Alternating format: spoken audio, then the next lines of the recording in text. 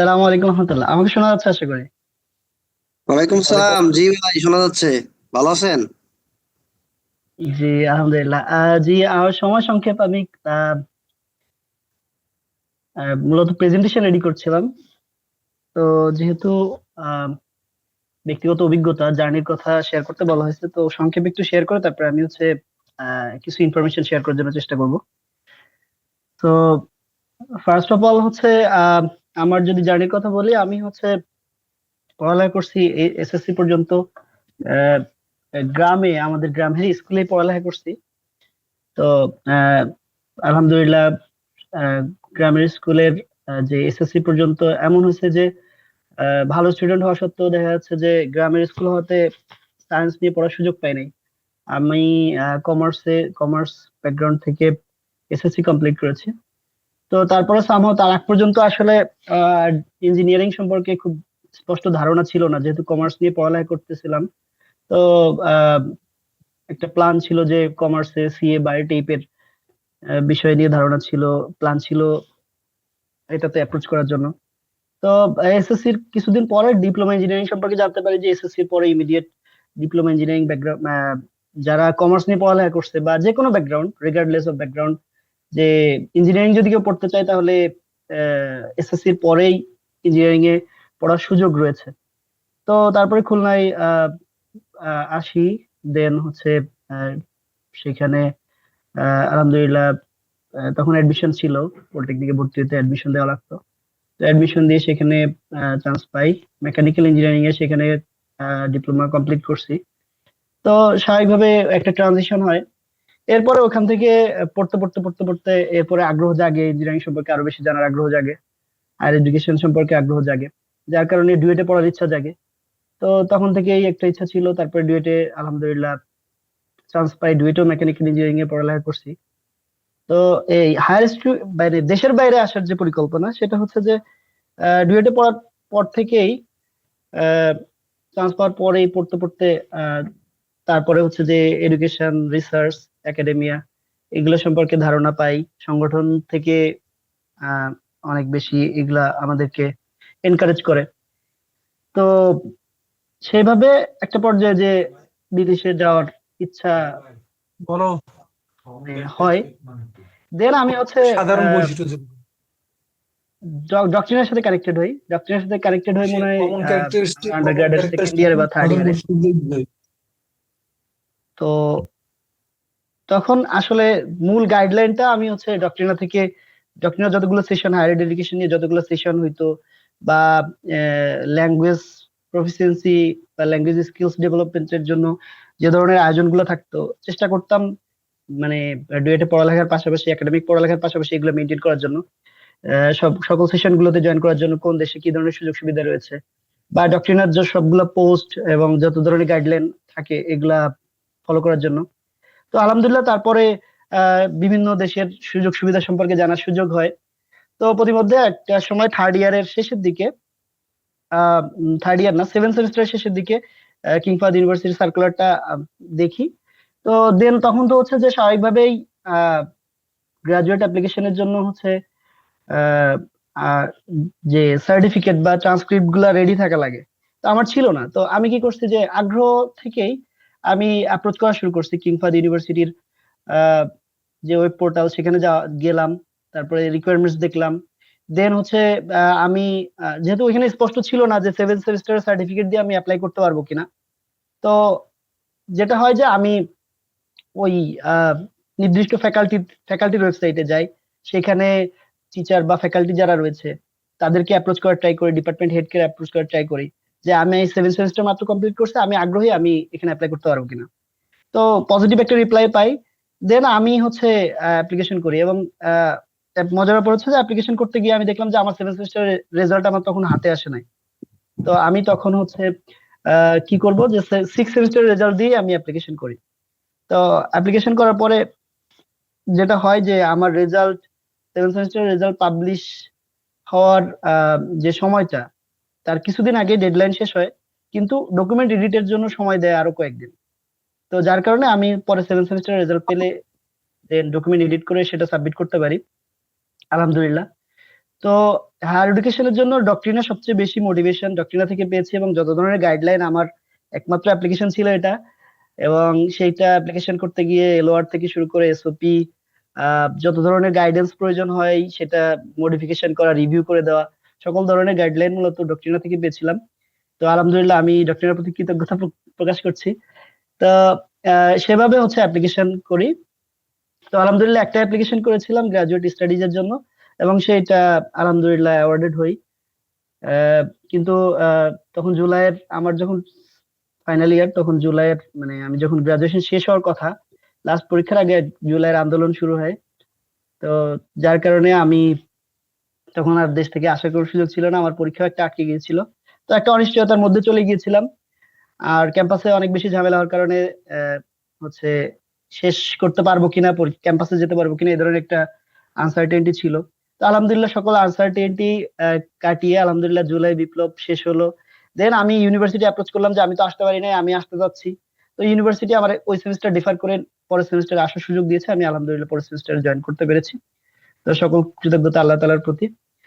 আর আরেকটা বিষয় শেয়ার করি, সেটা হচ্ছে যে আমি ইউনিভার্সিটিতে থাকাকালীন সবচেয়ে মানে আমি একজন ফ্রেশ গ্রাজুয়েট। ফ্রেশ গ্রাজুয়েট হওয়া সত্ত্বেও যে এখানে সুযোগ পেয়েছি, এটার পিছনে অন্য একটা ভূমিকা, মানে কি ফ্যাক্টর হচ্ছে, আমি থার্ড ইয়ারে থাকতে আমার সামহাও কোন এক জায়গা থেকে হচ্ছে প্রপোজাল আসে যে রিসার্চ অ্যাসিস্ট্যান্ট হিসেবে কাজ করার জন্য, মানে একটা রিসার্চ প্রজেক্টে কাজ করার জন্য।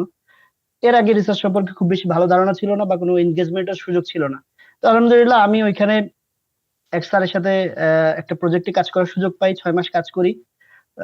তো আমার কোনো রিসার্চ প্রোফাইল ছিল না। তো ওই জিনিসটাকে আমি এমন ভাবে হাইলাইট করছি আমার সিভিতে এবং আমার ইন্টারভিউতে। তো আমি মনে করি এটা একটা কি ফ্যাক্টর হিসেবে আমার এখানে কাজ করছে। তো এই হচ্ছে মোটামুটি আমার শেয়ার করার মতো বিষয় ছিল। আমি একটু ছোট্ট করে একটু প্রেজেন্টেশন শেয়ার করব সংক্ষিপ্ত সময়ের জন্য। আহ, অর্থাৎ আজকের যে সেশনটা, আশা করি আমার প্রেজেন্টেশনটা দেখা যাচ্ছে। আহ, তো আমরা মিডল ইস্টে আসলে কেন আসবো, কেন, যদিও বিস্তারিত আলোচনা করতে পারলে ভালো হতো, কিন্তু বিস্তারিত আলোচনা আপনারা সবাই জানেন এই বিষয়গুলো। আমরা অন্যান্য জায়গা থেকে যে তফাৎটা মিডল ইস্টে, সে তফাৎগুলো আমি একটু যে ফ্যাক্টরস গুলো আসলে অন্যান্য দেশের থেকে আসলে মিডল ইস্টে কি ধরনের অ্যাডভান্টেজ আপনি পাবেন সেগুলো একটু লেখা, এগুলো আমি আলোচনা করতে চাচ্ছি না যেহেতু সময় কম। আচ্ছা, কি কেএফইউপিএম এর, অর্থাৎ আমি সৌদি আরবে দুই ধরনের স্কলারশিপ অ্যাকচুয়ালি থাকে। একটা হচ্ছে যে গভর্নমেন্ট, যে সেন্ট্রাল একটা স্কলারশিপ, আর একটা হচ্ছে যে ইউনিভার্সিটি বেসড, বিভিন্ন ইউনিভার্সিটি আলাদা আলাদা স্কলারশিপ থাকে। তো গভর্নমেন্ট বেসড যে স্কলারশিপ সেটা এখন চলমান আছে। সেটার আন্ডারে অনেকগুলো ইউনিভার্সিটি আছে। এর বাইরে কাউস্ট সহ কিং ফাহাদ ইউনিভার্সিটি, কয়েকটা ইউনিভার্সিটি আলাদা করে স্কলারশিপ অফার করে। তো দুই ধরনের স্কলারশিপ। আমি কেএফইউপিএম, অর্থাৎ আমি যে ইউনিভার্সিটিতে আছি, তো এই ইউনিভার্সিটির যে বেনিফিটস গুলা সেগুলো একটু শেয়ার করার চেষ্টা করি। তো এখানে হচ্ছে যে আপনার টিউশন ফি দিতে হবে না, সকল ধরনের টিউশন ফি ওয়েভ করা। এরপর হচ্ছে যে আপনি স্টাইপেন্ড দেওয়া হবে আপনাকে মান্থলি। মান্থলি স্টাইপেন্ডের পরিমাণ হচ্ছে আহ, যদি বাংলাদেশি টাকায় বলি তাহলে হচ্ছে যে আপনি মান্থলি অলমোস্ট, যারা মাস্টার্স প্রোগ্রামে আসবে তারা হচ্ছে প্রায় 75,000 টাকার মতো পাবে। আর যারা পিএইচডি প্রোগ্রামে আসবে তারা 1.5 লাখ টাকার উপরে মান্থলি স্টাইপেন্ড পাবে। তারপরে হচ্ছে ফার্নিশড অন ক্যাম্পাস হাউজিং, অর্থাৎ আপনার ইউনিভার্সিটির মধ্যেই এসি ফার্নিশড হাউজিং এর ব্যবস্থা আছে এখানে। এরপরে হচ্ছে মেডিকেল ফ্যাসিলিটিস আছে, ফ্রি টেক্সট বুকের ব্যবস্থা আছে, সাবসিডাইজড মিল এর ব্যবস্থা আছে, অর্থাৎ খাওয়া দাওয়ার যে টেনশনটা এটা এখানে নাই। ইউনিভার্সিটি রেস্টুরেন্টে খুব স্বল্প মূল্যে খাওয়া যায়। আই মিন 10-12 রিয়ালে, সৌদি রিয়ালে সারাদিনের খাওয়া আহ, যায়। এরপর হচ্ছে বিভিন্ন রিসার্চ এর জন্য এরা আপনাকে প্যাট্রোনাইজ করবে, যত ধরনের আপনার কনফারেন্স অ্যাটেন্ড বলি বা আপনার প্রজেক্টে ফান্ডিং এর প্রয়োজন হলে এরা এই ব্যাপারটাকে। এরপরে আরেকটা বড় সুবিধা হচ্ছে এয়ার ফেয়ার টিকিটস, আপনার আসা যাওয়া এবং প্রতি বছরে ইয়ারলি রাউন্ড এয়ার টিকিট দিবে। এরপর হচ্ছে অন্যান্য আরো অনেকগুলা বেনিফিট রয়েছে যেগুলো আমরা পরবর্তীতে আরো আপনার খোঁজ খবর নিলে জানতে পারবেন ইনশাল্লাহ। কি কি লাগে অ্যাপ্লিকেশনের জন্য? অ্যাপ্লিকেশন ইউজুয়ালি বছরে 2 বার অ্যাপ্লিকেশন পোর্টাল ওপেন হয়, সামার এবং স্প্রিং এবং ফল সেমিস্টার। তো তো এখানে আপনার পাসপোর্ট রেডি থাকা লাগবে, সিভি লাগবে, সার্টিফিকেট ট্রান্সক্রিপ্ট লাগবে। এখানে সার্টিফিকেট ট্রান্সক্রিপ্ট এর সাথে যেটা রিলেটেড সেটা হচ্ছে যে আপনার সিজি মিনিমাম 3 থাকা লাগবে আর কি। এরপরে হচ্ছে একটা এসওপি লিখতে হবে আপনাকে, 2টা এলওআর 2জন টিচারের থেকে নিতে হবে অথবা রিলেটেড। এরপরে হচ্ছে ল্যাঙ্গুয়েজ প্রফিসিয়েন্সি টেস্ট লাগবে। এখানে জিআরইটা অপশনাল, লাগে না, কারো থাকলে সে অ্যাডভান্টেজ পাবে। আইএলটিএস বা টোফেল দিলে হবে, বা ইভেন ডুওলিঙ্গো দিলেও এখানে অ্যাকসেপ্ট করবে। এই হচ্ছে মোটামুটি বিষয়। আর এর বাইরে বিশেষ কিছু প্রিপারেশন লাগে না। আপনি অনলাইনে পোর্টালে অ্যাপ্লিকেশন করবেন, শর্টলিস্ট করবে, শর্টলিস্টে যদি আপনি শর্টলিস্টেড হন আপনাকে মেইল করবে ইন্টারভিউর জন্য, ইন্টারভিউ নিবে, আপনি সিলেক্টেড হলে আপনাকে ভিসা প্রসেস করবে। আর এখানে আরো একটা বড় সুবিধার কথা বলি যে মানে অন্যান্য পৃথিবীর অন্যান্য মানে দেশে না যে আমরা কেন মিডল ইস্টে এনকারেজ করতেছি বা আমি নিজে কেন আসছি, আপনি যদি দেখেন যে আহ, যদি ইউএস এর কথা বলি, যে ইউএসএ ফুল ফান্ডেড কেউ স্কলারশিপ পাইলো, তারপরও হচ্ছে যে সেখানে যাইতে মানে যে যে প্রিপারেশনের যে খরচটা, এটাও অনেক ক্ষেত্রে দেখা যাচ্ছে অনেকের জন্য অ্যাফোর্ডেবল হয় না। বাট এখানের ক্ষেত্রে আপনার ভিসা প্রসেসিং থেকে সকল খরচই ইউনিভার্সিটি খরচ বিয়ার করে, যার কারণে এটা বড় একটা অ্যাডভান্টেজ। আবার অনেক ক্ষেত্রে হচ্ছে যে বিভিন্ন দেশে যারা যায়, ইউরোপ থেকে শুরু করে বিভিন্ন দেশে, অনেক ক্ষেত্রে তাদেরকে পার্ট টাইম জব টব করা লাগে। বাট এখানে হচ্ছে যে আপনি আহ, আহ, পড়ালেখার পাশাপাশি জাস্ট টিএ বা আর এর যে ডিউটি গুলো আছে এগুলো একাডেমিক দায়িত্ব পালন করে আপনি স্টাইপেন্ড, মান্থলি বড় একটা স্টাইপেন্ড পাবেন আর কি, যার জন্য আপনার পার্ট টাইম কোনো জবেরও প্রয়োজন হবে না বা আপনি পারমিটেড হবেনও না।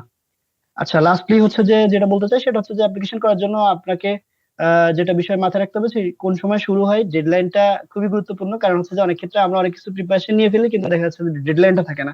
এই জন্য আপনাকে খোঁজ খবর রাখতে হবে যে আসলে কোন সময় কখন শুরু হয় কখন শেষ হয়। আর যার জন্য আমি ব্যক্তিগতভাবে আমার এই একটা ডকুমেন্ট ম্যানেজমেন্ট করতাম, আমি ম্যানেজ করতাম। এখানে আপনি দেখতে পাচ্ছেন যে আমি একটাতে মানে অনেকগুলো ডকুমেন্টস করছি, বাট একটাতে সাবমিট করছি এবং আলহামদুলিল্লাহ একটাতে আমি স্কলারশিপ অ্যাওয়ার্ডেড হয়েছিলাম। তো এইভাবে আপনি চাইলে এটা একটা টিপস আর কি, এটা যদি কিংফাদ সম্পর্কিত না, যারা প্ল্যান করতেছেন যে দেশের বাইরে অ্যাপ্লাই করবেন, তারা হচ্ছে এই ধরনের একটা ডকুমেন্ট ম্যানেজমেন্ট করতে পারেন। যে ইউনিভার্সিটির আশা করি বিষয়গুলো বুঝতে পারতেছেন এখানে কি লেখা আছে।